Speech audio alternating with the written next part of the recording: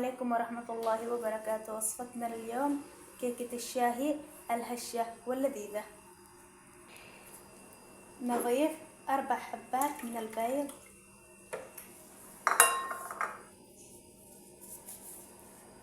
وكوب من السكر ونخلطهم تماما حتى يتغير لون البيض.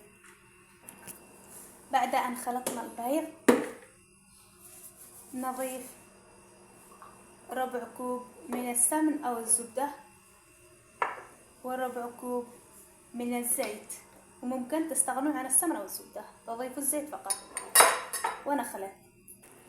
بعد أن خلطناه جيدا نضيف كوب من الحليب ونخلط.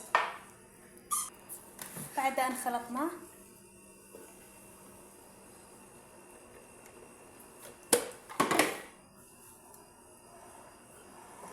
نضيف عليه كوبين من الدقيق ونحرك باتجاه واحد حتى يختلط كامل الدقيق. بعد أن خلطناه جيدا نضيف ملعقة كبيرة من البيكنج باودر وقليل من برش الليمون أو البرتقال حسب الرغبة. نحرك باتجاه واحد حتى تندمج البيكنج باودر مع خليط الكيك، وهذا قوام الخليط.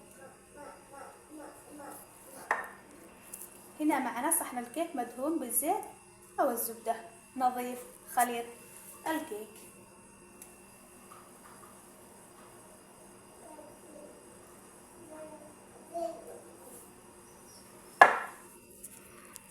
بعد أن صبيناه في صحن الكيك نخبطه خبطتين حتى نتأكد من خروج الفقاعة، وندخل الفرن على درجة 180 فرن محمى مسبقا لمدة 40 دقيقة. وهذه بعد أن خرجناها من الفرن أخذت أقل من 40 دقيقة، أخذت 30 دقيقة من فوق ومن تحت. نتركها 5 دقائق تبرد ونقطعها. وهنا بردت وقطعناها.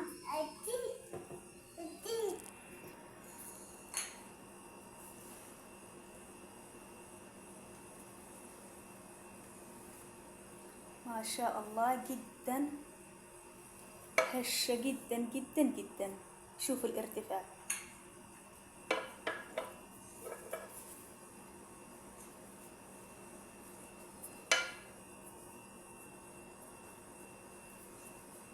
طبعا متحمر من الجهتين.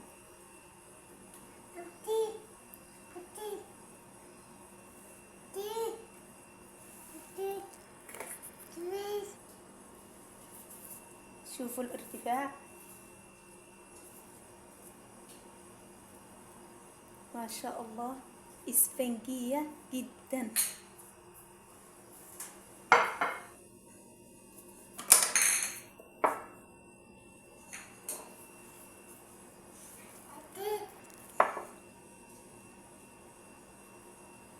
لا تنسوا تجربوها، ولا تنسوا الاشتراك في القناة وتفعيل زر الجرس ووضع لايك. وبالعافية لي ولكم، وشكرا.